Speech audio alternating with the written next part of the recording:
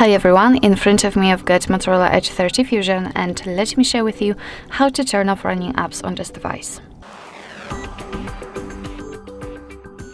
So basically all we have to do is to simply open the recents, and in order to do that you've got two different ways depending on what kind of navigation you've got set. So if you've got the 3 buttons navigation, then simply tap on the button with the square icon. But if you've got the gestures, just like me, all you have to do is to simply swipe your finger from the bottom to the center of your device, just like that, and release the finger.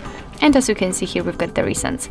So basically, if you want to, you can close, for example, only 1 or 2 of the apps, just find them and swipe it up just like that.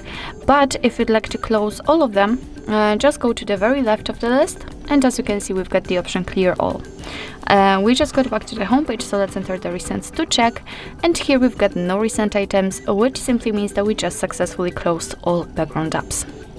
So basically that's all. This is how to turn off running apps in your Motorola Edge 30 Fusion. Thank you so much for watching. I hope that this video was helpful, and if it was, please hit the subscribe button and leave the thumbs up.